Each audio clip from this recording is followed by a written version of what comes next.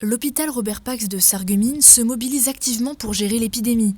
Ce dernier a un coup d'avance et a pu se préparer en amont en prenant exemple sur les autres établissements du Grand Est, et ce, avec une réorganisation.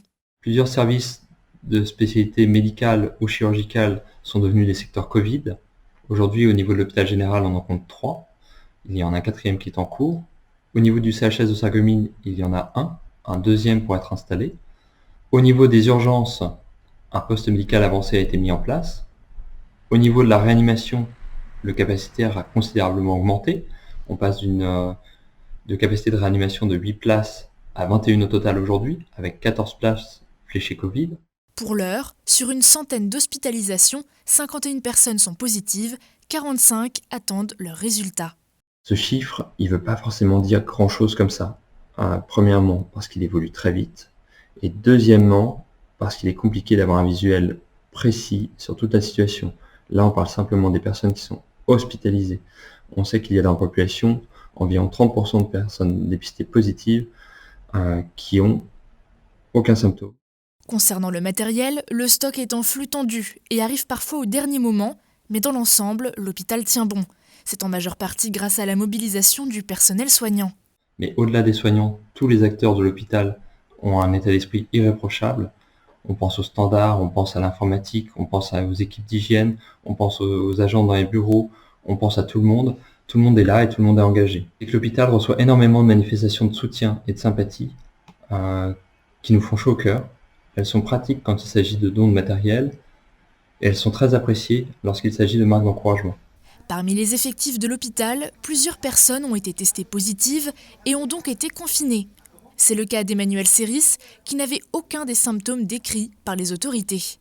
Les choses ont commencé par une pharyngite, donc un enrouement, et puis une petite infection ORL banale, sans fièvre.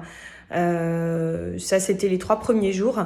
S'en est suivi une toux sèche et suite à ça, une dégradation de l'état respiratoire. Il faut ne pas hésiter à se considérer comme éventuellement porteur du Covid en ayant des symptômes qui parfois semblent un peu anodins. Et puis prendre toutes les mesures pour protéger son entourage. Pour rappel, le virus se transmet via des projections nasales et buccales. Il persiste sur les surfaces à plus ou moins long terme, d'où l'importance de nettoyer votre environnement régulièrement, tout comme vos mains, et de garder des distances de sécurité. C'est un virus émergent inconnu, il faut quand même bien le rappeler. Et pour qu'il ait donné une pandémie aussi massive, c'est qu'il est extrêmement contagieux.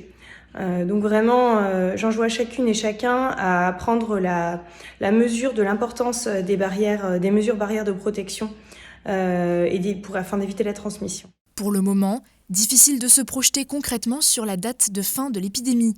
Pourtant, il est déjà nécessaire de se poser les bonnes questions quant à l'après. Donc c'est un effort collectif qui va se faire dans la durée. Simplement, le minimum, je pense, de respect qu'il faudra avoir envers justement tous ces sacrifices réalisés par les personnels de santé, ce sera réellement de mettre à plat les problèmes qui étaient dénoncés avant la pandémie, parce que il y avait déjà de gros problèmes structurels et de fonctionnement, ainsi que de matériel.